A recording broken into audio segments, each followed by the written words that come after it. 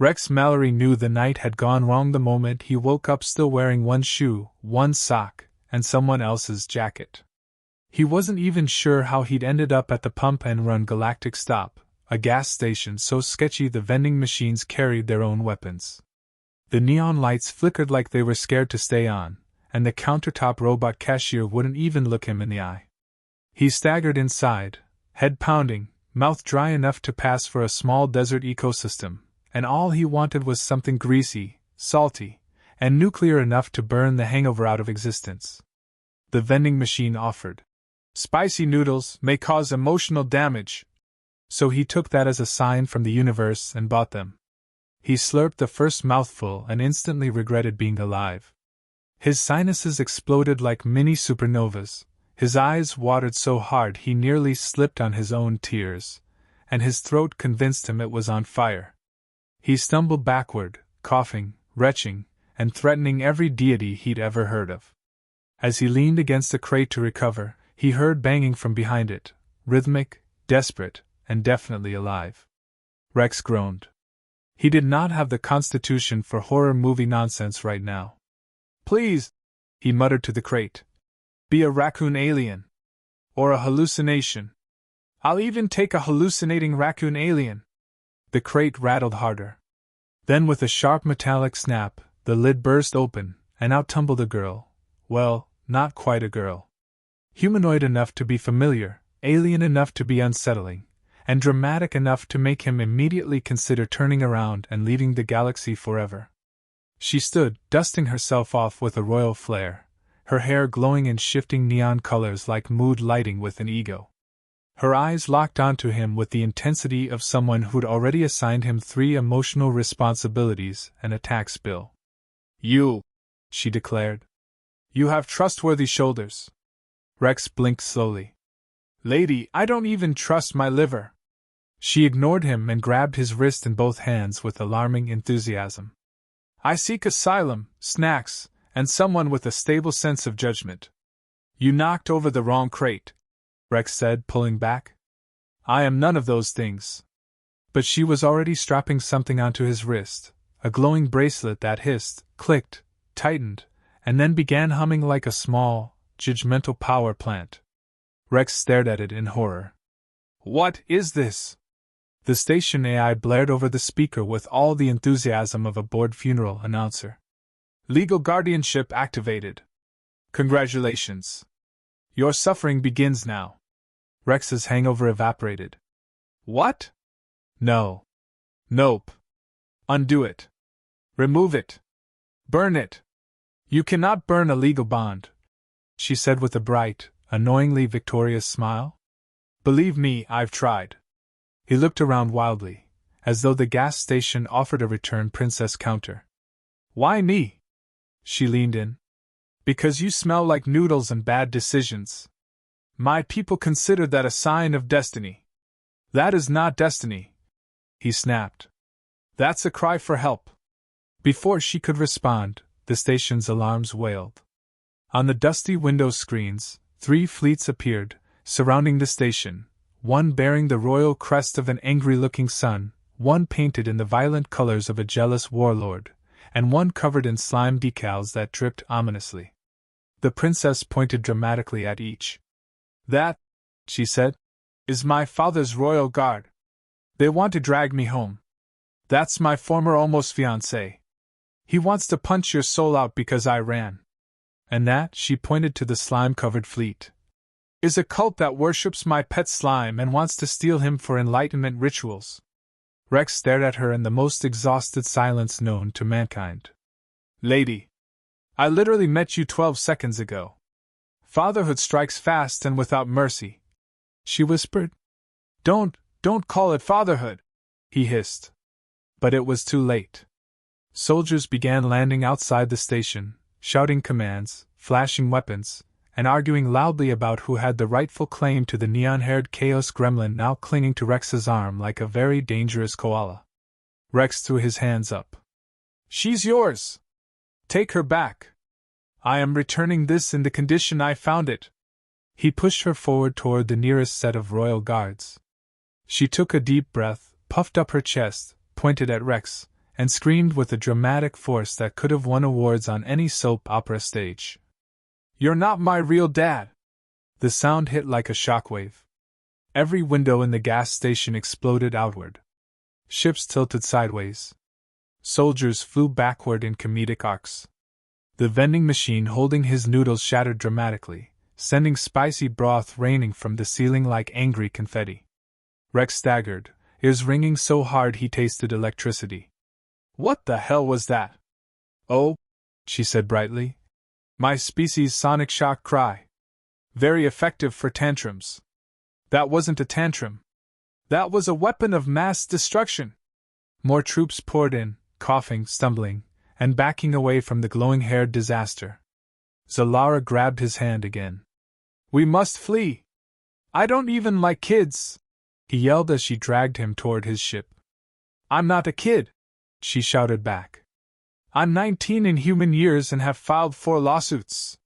That does not make this better." They sprinted into Rex's beat-up cargo hauler, which wheezed like it was contemplating retirement.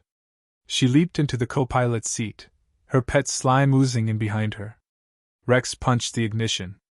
Engines sputtered, whined, screamed in protest, then blasted them into the stars. Behind them, the 3 armies crashed into one another, commanders shouting, ships spinning, cultists chanting, and one warlord yelling about dishonored family lines.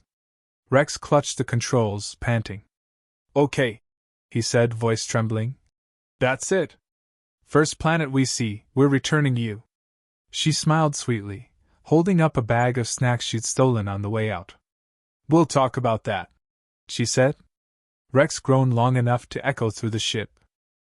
Rex had survived pirate ambushes, faulty engines, exploding fuel cells, and one very unfortunate incident involving a drunken space yak, but nothing compared to waking up with an alien princess crouched 3 inches from his face, holding a bag of chips and staring like he was a museum exhibit that might move if she blinked wrong. He jerked backwards so hard he rolled off the bunk and smacked the floor. "You make a sound like a wounded toaster," she announced, crunching loudly. Rex pressed a hand to his pounding forehead.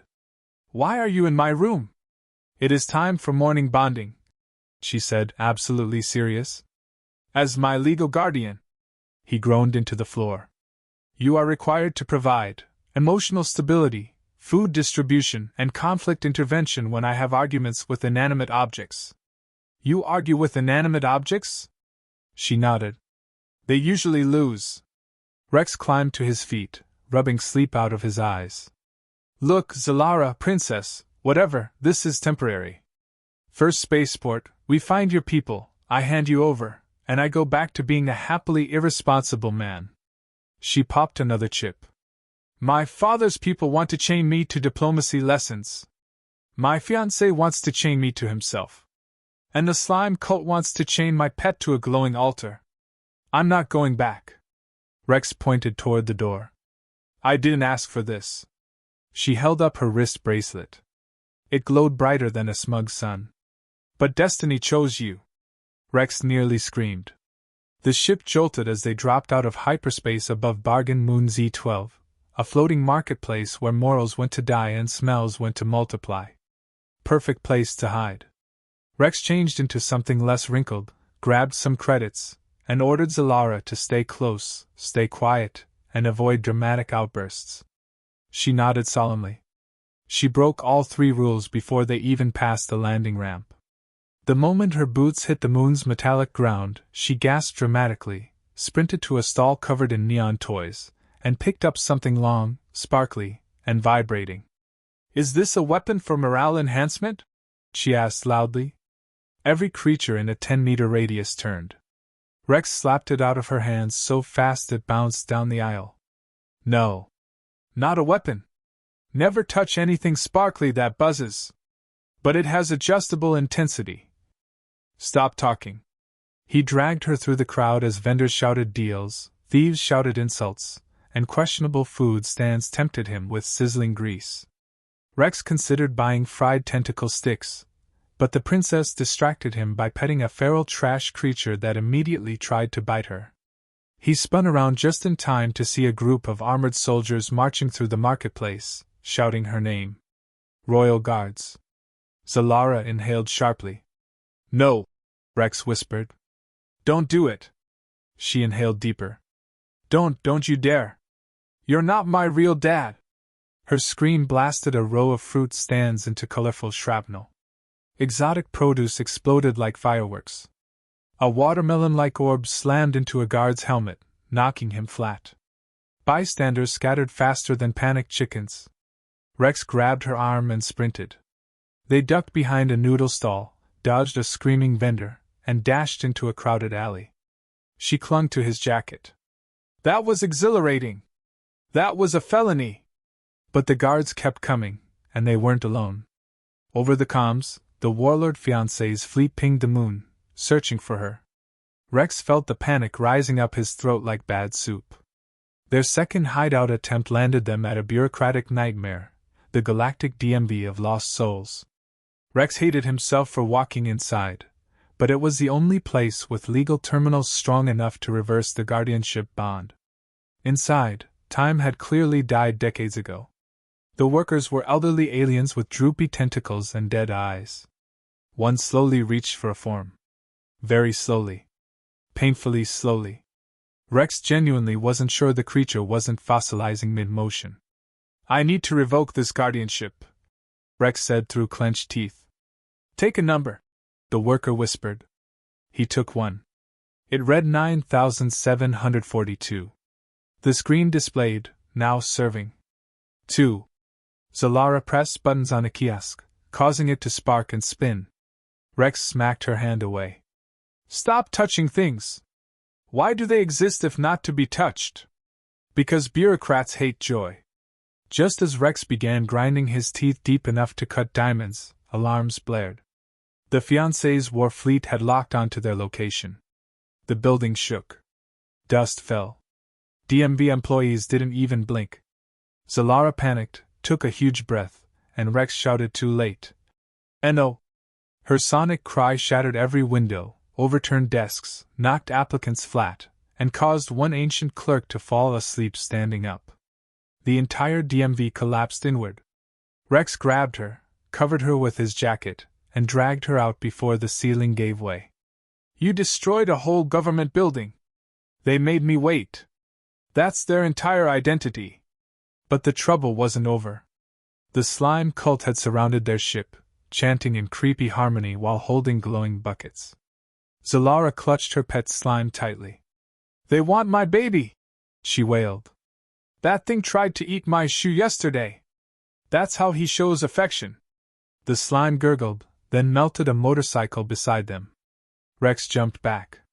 The cult advanced, muttering about divine absorption and cosmic goo. Rex shoved Zalara toward the ramp. We're leaving! As the hatch closed behind them and engines roared to life, he finally saw her break, not dramatically, not theatrically, but softly. She hugged her knees, trembling. I ran because nobody listens to me, she whispered. Not my father. Not my fiancé. Not the cult. I'm just a thing to them. A symbol. Not a person. Rex looked away, guilt scratching at him. He wasn't a dad. He wasn't even responsible. But she looked so small, glowing hair dimmed, eyes wet but silent. He sighed. Okay. Fine. We'll figure this out. But no more screaming unless I approve it.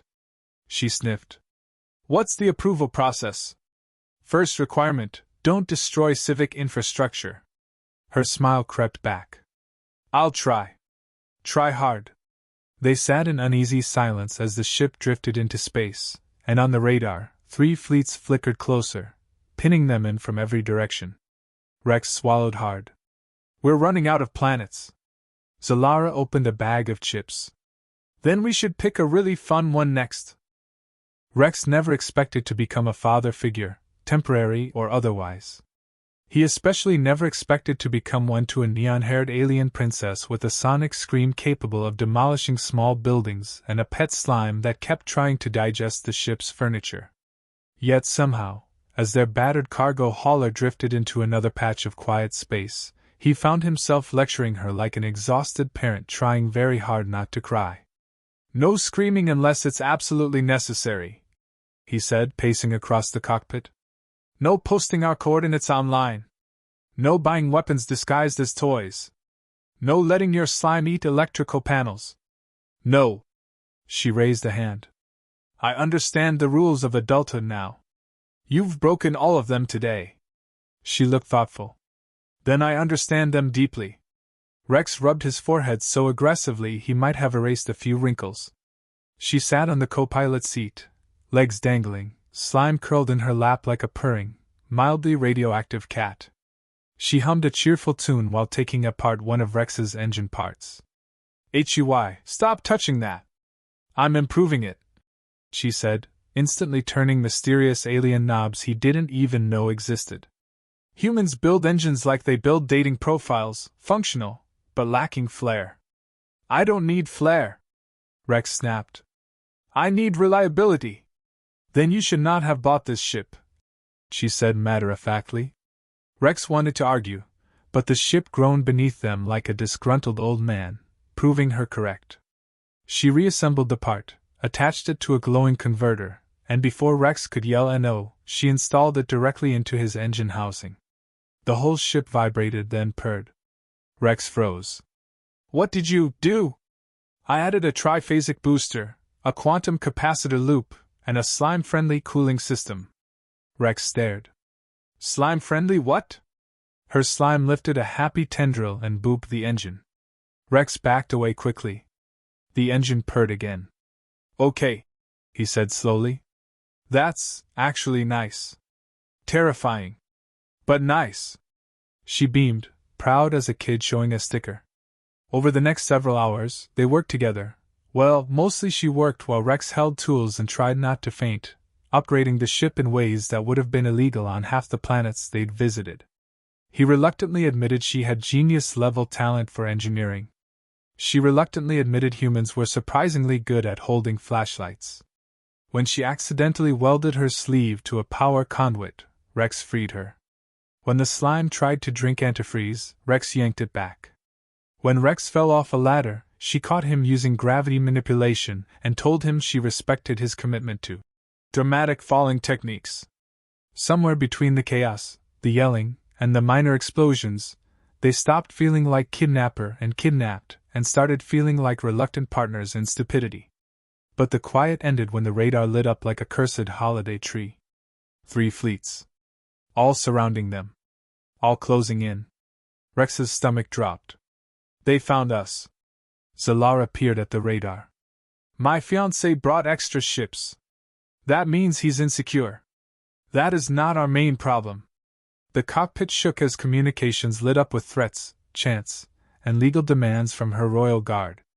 The slime cult broadcast eerie hymns. The fiancé broadcasts break-up speeches followed by weapons-locking signals. Rex grabbed the controls. Hang on! The ship dove, spun, swerved through incoming plasma fire. Zalara cheered like she was on a roller coaster. The slime clung to the ceiling. Rex screamed so loudly even the engines judged him. They barreled toward a swirling cosmic storm, the nebula pit. A glowing chasm of lightning and floating debris. No, no, no, and no! Rex shouted. Yes! Yes! Zalara yelled, clapping. Hide in the pretty death cloud! But it worked. They dove deep into the nebula, cutting visibility for every pursuing ship. Rex guided them behind a massive asteroid fragment, heart thundering. For a moment, everything went quiet. Then 3 fleets dropped into the nebula at once. The Royal Guards landed first, marching in formation on a floating rock platform. The fiancé's ships followed, weapons aimed in every direction. The slime cult arrived last, swinging glowing buckets. Zalara stepped forward. I will handle this. No! Rex grabbed her arm. We'll negotiate. Quietly. Respectfully. Without screaming. She inhaled. Rex's face fell. Don't you do it! She screamed. A shockwave blasted through the nebula, spinning enemy ships, flipping platforms, sending cultists tumbling like flying laundry. Lightning forked through the chaos. Slime grew giant and absorbed stray bolts, glowing ominously. Rex stared in awe and horror. I am living a nightmare. Zalara grabbed his shoulders. You are my guardian! Act like it! I don't know how. Then be human about it. Something in her wild eyes made him straighten. He stepped forward, heart pounding. Listen up! He shouted at all three armies. I'm Rex Mallory, temporary dad and full-time dumbass. And none of you are taking her. The three armies froze. His voice echoed. He had no plan after that. But Zalara looked at him like he'd just performed a miracle. You stood up for me. Yeah, well, Rex said, scratching his neck. Somebody's gotta. She gently squeezed his arm. You are my real temporary dad. He blinked. That's not a thing. She tapped her bracelet. It shimmered, then dissolved into dust. Rex's eyes widened. You mean you could have freed me this whole time? I didn't want to, she said softly. Rex screamed at the sky. Before he could complete the scream, all three armies launched a coordinated attack. Warlord ships fired.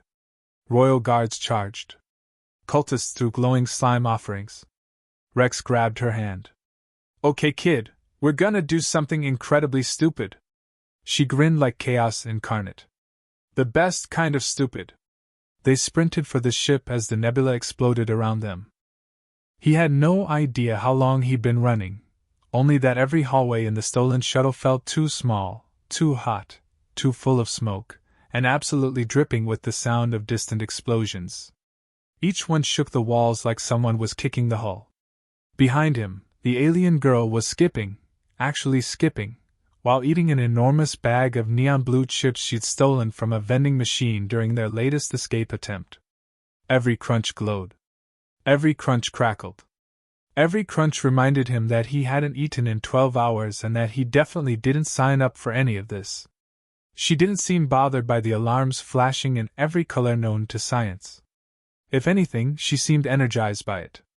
Her antennae wiggled, her 4 eyes sparkled, and the way she hummed made him think she was enjoying the chaos too much. He kept checking the scanners, hoping the circles would stop turning red, but every time he glanced, a new cluster of ships jumped into their vicinity like an expanding rash of trouble. First the princess's royal guards wanting to secure the air. Then the fiancé's war fleet, who seemed very offended that he had interrupted what was apparently an arranged union of two empires. Then the cult, dear God, the cult, who thought capturing her and returning her would result in eternal blessings from her slime pet. He had never hated religion more. He kept telling himself that all he needed to do was find a safe station, return her to her actual people, and go home. But every time he slowed down or turned a corner, she latched onto his sleeve and whispered something terrifyingly earnest about how she wasn't emotionally ready to lose her emotional support human. She had even made a list on his datapad titled, Reasons I Must Keep My Human Guardian.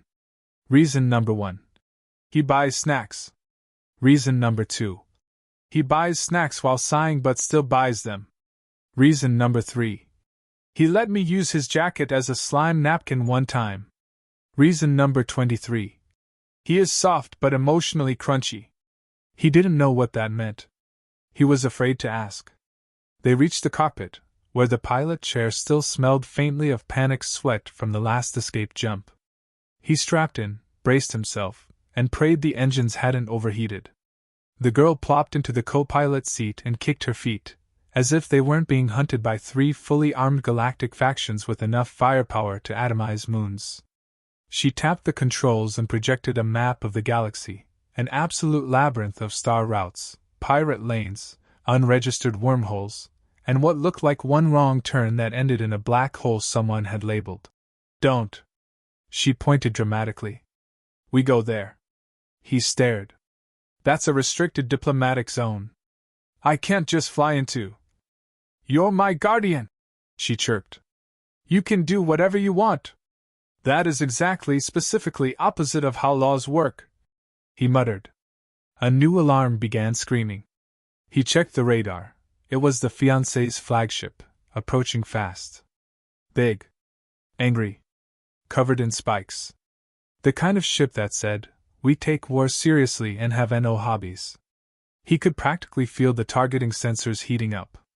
He executed a barrel roll not because it helped but because he panicked. The princess squealed happily like she was on a carnival ride.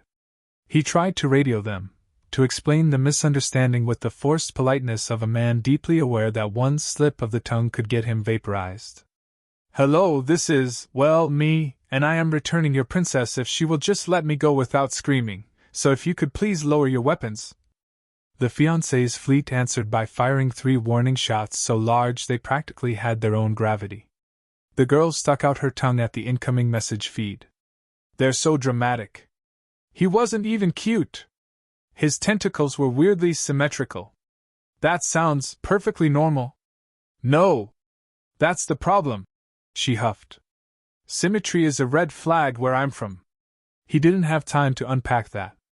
The guards arrived next, sleek white ships with golden banners trailing behind them. They hailed him, shouting ceremonial orders about honor and protocol.